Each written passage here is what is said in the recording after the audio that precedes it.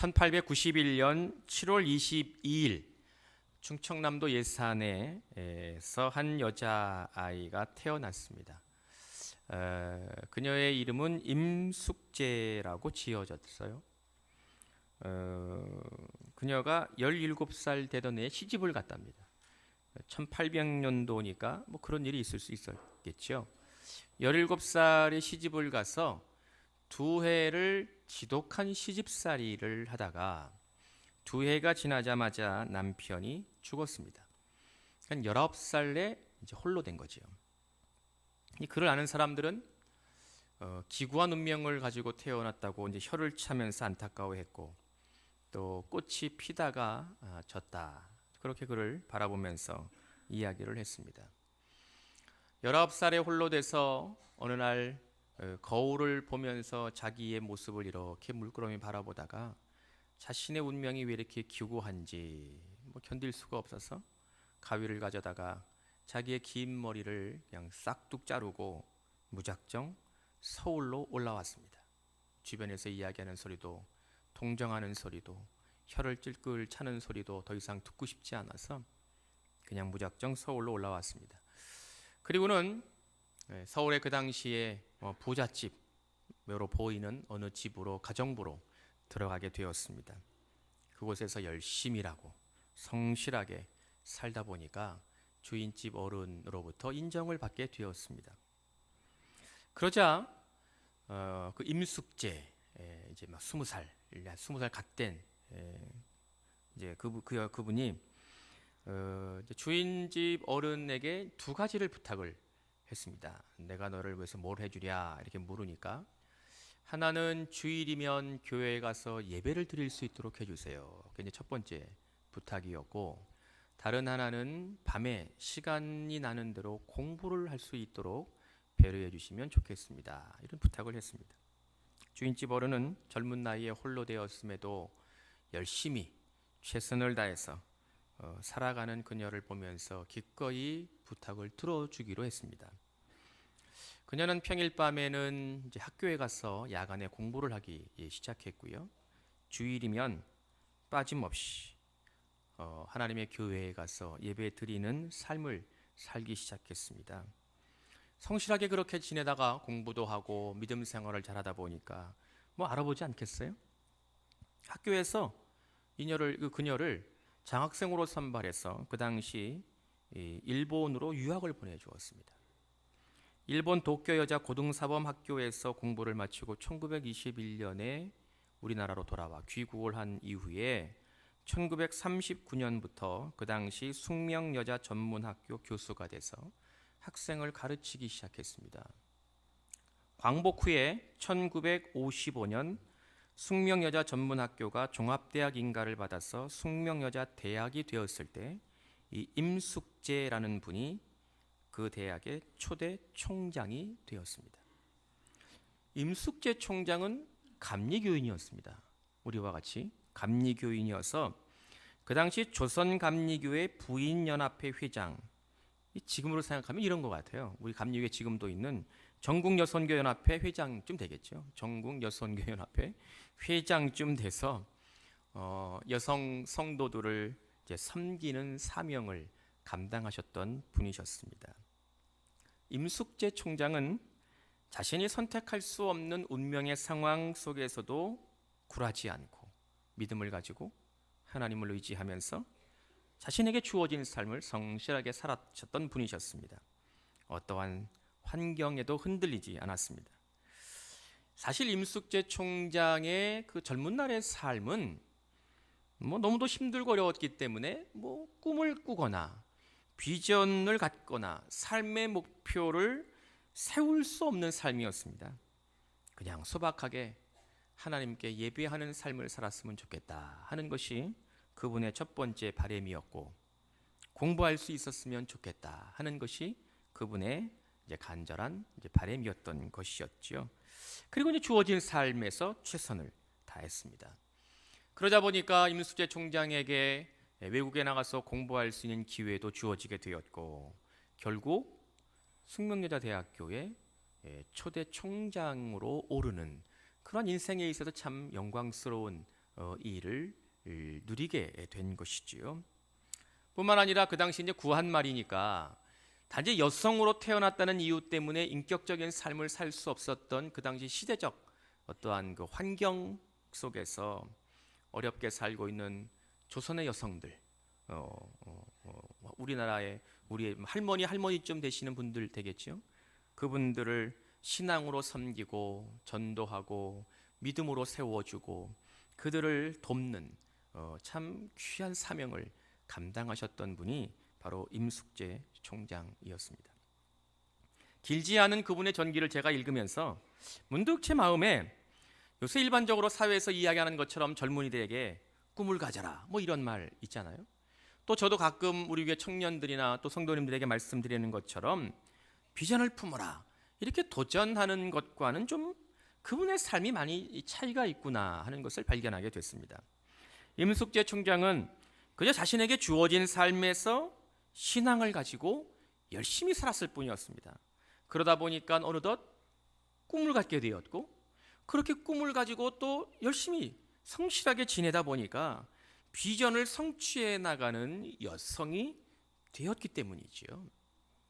임숙재 총장이 우리에게 주는 교훈이 있다면 그분의 전기를 통해서 우리가 얻을 수 있는 교훈이 있다면 뭐 이런 거겠죠. 지금의 삶에서 좌절이 느껴지더라도 머무르지 말고 미래를 향해서 나가라, 끊임없이 나가라, 이런 것 아니겠습니까? 앞으로의 삶을 향하여 기대하는 마음을 포기하지 말아라. 이러한 교훈이 주어지지 않겠나 싶습니다. 개인적으로 저는 이분의 삶을 통해서 여러 가지를 배우게 되었는데 특별히 한 가지만 말씀을 드린다면 꿈과 비전에 관하여서 성도님들에게 이야기를 하고 나눌 때 어떠한 방식으로 함께 공유하고 또 도전해야 되는가 하는 것을 좀 진지하게 깨닫는 시간이 되었습니다. 여러 성도님들에게 꿈, 비전 이렇게 말씀을 드리면 어떠한 느낌이 드시나요? 아이 목사님 그거야 젊었을 때 듣는 말이지 지금 내 나이가 몇인데 꿈이니 비전이니 그런 게 얼마나 피부로 느껴지고 삶에 밀접하게 연관이 되고 그러는 거겠습니까? 이런 마음이 혹시 드시나요? 제가 목사로 살아가면서 목사인 저희뿐만 아니라 모든 성도님들에게 있어서 정말 중요한 것은 우리의 삶에 역사하시는 하나님의 계획, 그것이 언제 어느 때 어떠한 형태로 구체화되고 보여지고 실현될 수 있을런지는 모르지만 우리 모두에게 하나님의 분명하신 뜻과 계획이 섭리 안에 이루어져 간다는 것을 믿음으로 기다리는 태도라고 저는 믿습니다. 그 기다림의 끝이 언제일런지 우리는 사실 누구도 모릅니다.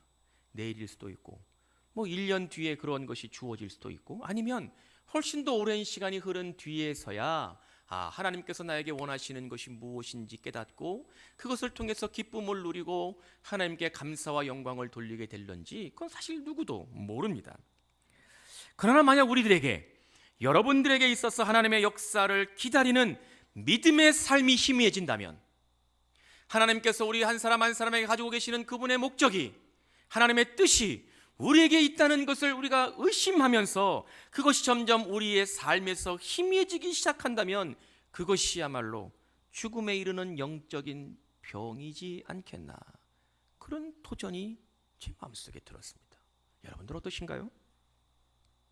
하나님께서 여러분들에게 가지고 계시는 분명한 뜻, 하나님이 우리를 통하여 이루고자 하신 그분의 목적, 하나님께서 우리의 삶 속에 계획하고 계시는 그분의 섭리는 나이와 상관없습니다. 여러분들의 삶의 환경에도 좌우되는 것이 아닙니다. 오직 전능하신 여호와 하나님의 뜻으로 하나님의 역사하심으로 준비되며 섭리 속에 있으며 성취되는 것임을 믿으시기 바랍니다. 오늘의 말씀을 통하여 저와 여러분들은 기다린다는 것이 성경적으로 어떤 의미가 있는 것인지, 그리고 그것으로 인하여 우리에게 주어지는 꿈이라든지 비전은 어떻게 작용하는 것인지 주님의 음성으로 듣고 은혜를 나누려고 합니다. 2014년도 52번째 주일, 마지막 주일 예배를 통해서 성령께서 여러분들에게 말씀하시고 도전하시는 것에 은혜가 되실 수 있기를 축원합니다. 우리는 불과 3일 전에 아기 예수님의 탄생을 기뻐하면서 축하하는 성탄절을 보냈습니다. 이 땅에 하나님이 기꺼이 육신의 몸으로 오시어서 우리의 죄의 문제를 해결하시려고 예수 그리스도의 오심을 우리가 묵상하면서 새롭게 은혜를 누리고 주님의 은혜를 기억하며 영광과 찬송을 올리워 드리는 날이 성탄절이었습니다. 오늘 말씀은 본문의 시작을 볼 때 예수께서 탄생하시고 8일째 되었을 때 모세의 법대로 정결 예식을 행하셨다는 것을 알게 됩니다. 2014년도 오늘을 주의 백성으로 성도로 부름받아 살고 있는 저와 여러분들은 구약 성경이 여전히 하나님의 말씀으로 우리에게 들려지며 그것이 우리의 삶에 우리의 인생을 이끌어가는 기준과 표본이 된다는 것을 믿음으로 고백하고 살아가고 있는 것과 다르지 않게 오래전 예수님도 동일하게 구약의 말씀을 따라서 정결 예식을 거행하셔야만 했습니다. 레위기 12장 2절 이하의 말씀을 보면 태어난 지 8일이 되는 남자아이는 그 남자아이의 표피를 베는 의식을 거행해야만 했기 때문입니다. 하나님은 언제나 자신이 세우신 법을 어기지 않으십니다. 그리고 그것은 지금 오늘을 살고 있는 21세기에도 유효한다는 것을 말씀을 통하여 깨닫고 믿으실 수 있기를 기원합니다. 예수께서 부모의 품에 안겨서 예루살렘으로 정결 예식을 거행하기 위해서 오셨을 때 2명의 사람이 메시아가 이 땅에 오셨다는 예수 그리스도를 알아보았습니다. 그리고 찬송과 경배를 하나님을 향하여 올리워 드렸음을 누가복음은 우리에게 기록해서 들려주고 있다는 것이지요.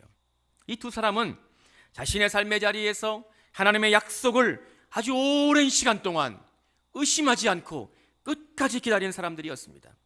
오늘 본문에 그들이 어떠한 사람이었는지 어떠한 생활하는 사람이었는지는 자세하게 알려주지 않아서 우리가 알 수 없지만 이 두 사람은 오랜 시간 동안 조금도 흔들림 없이 이 땅에 메시아가 오실 것임을 고대하는 사람이었고 드디어 아기 예수를 바라보고 알아보는 사람이 되었다는 거죠.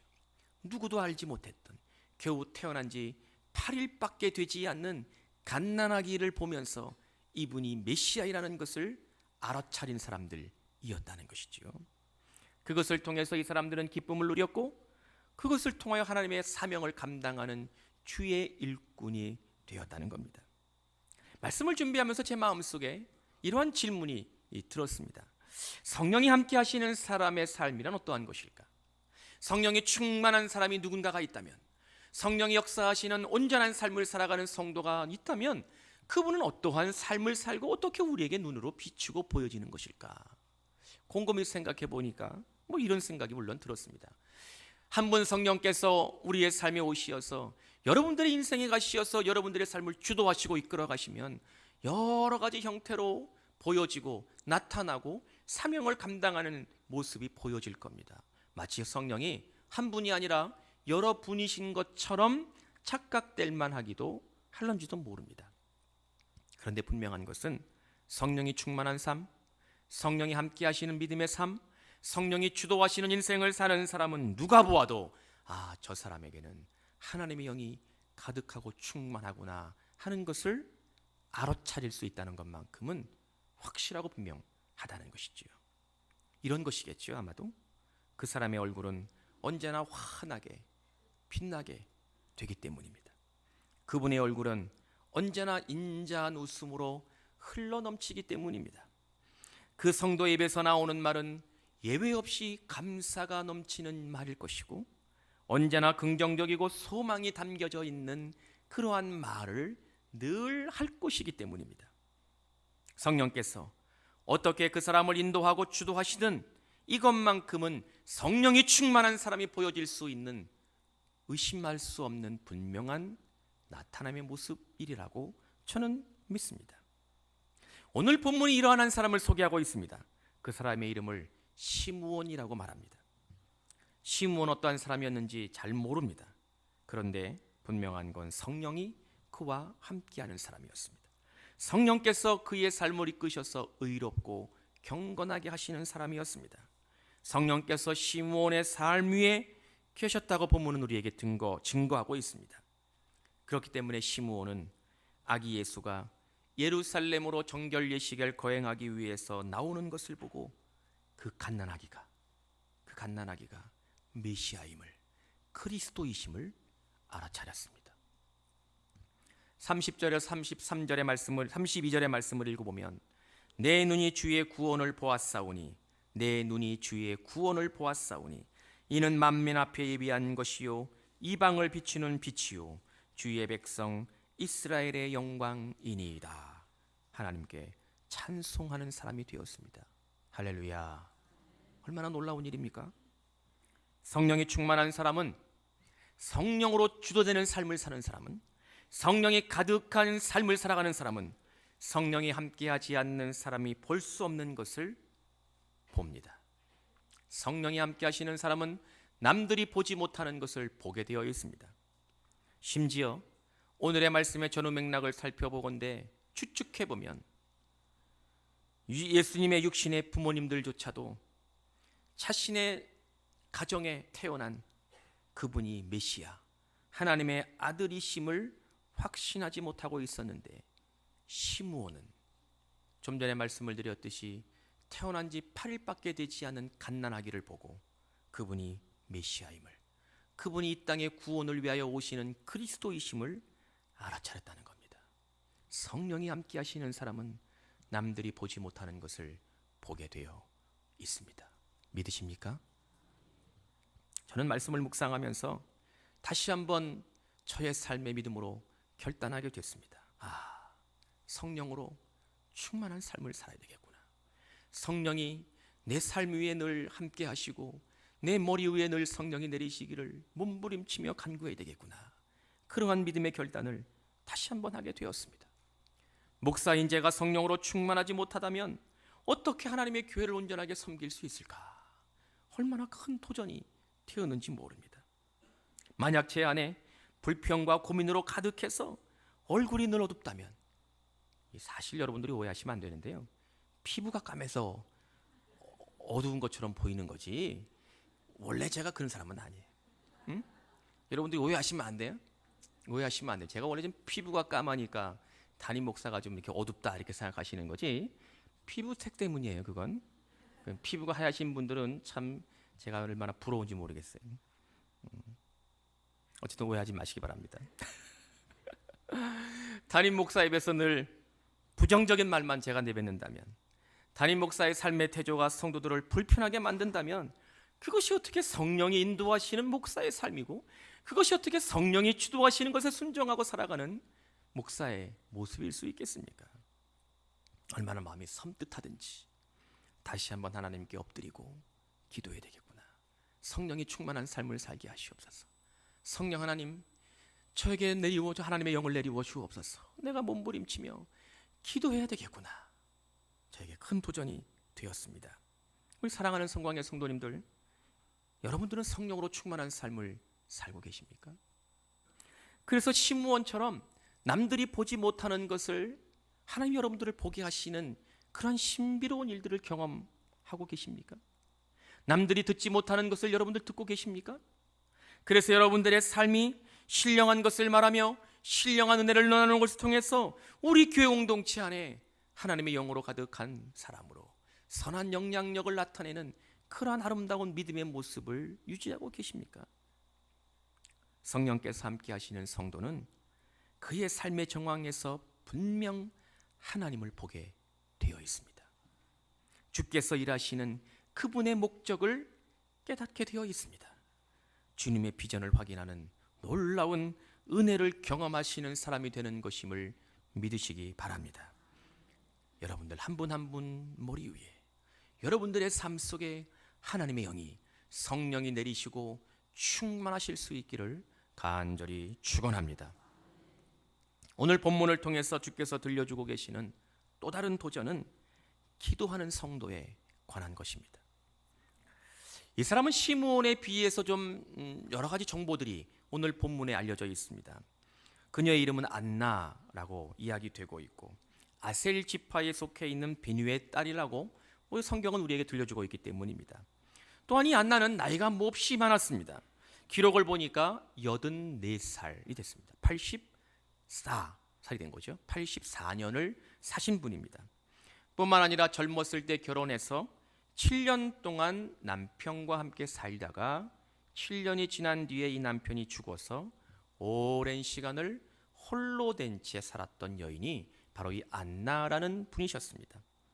그런데 오늘 본문 속에서 이분이 보여주고 있는 특이한 점이 하나가 있는데, 그것은 안나가 힘겨운 삶의 대부분을 성전을 떠나지 않고 밤낮으로 금식하며 기도하는 사람이었다는 겁니다.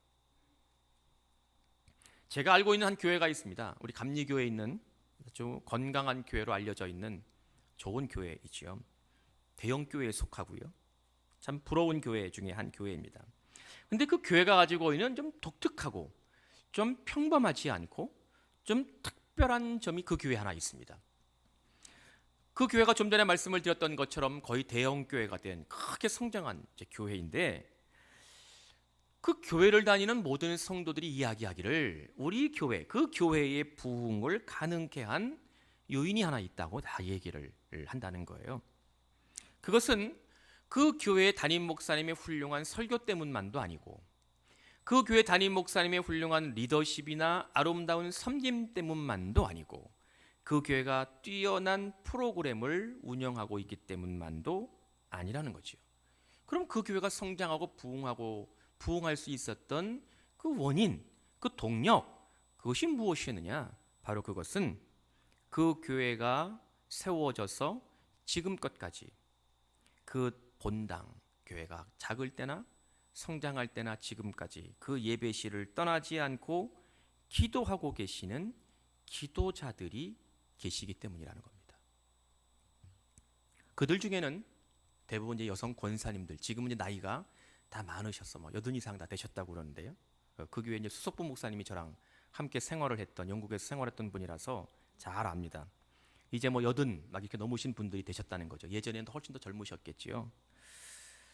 그 대부분 이제 여성 권사님들이시죠. 여성 권사님들이 하나님의 전에 나와서 우리 교회와 같은 이 대예배실, 이 본당에서 늘 기도하신다는 거예요. 그분들 중에는 아주 뛰어난 영적 통찰력을 가지고 온 분들이 계셔서 기도의 능력이 나타나는 분들도 계시고, 그들과 함께 협력해서 기도하시는 지금의 이제 연로하신 어르신들 권사님들이시지만, 그분들이 변함없이 날마다 하나님의 전, 특별히 본당 대예배실에 나와서 하나님을 향해서 오랜 시간 동안 기도하신다는 겁니다.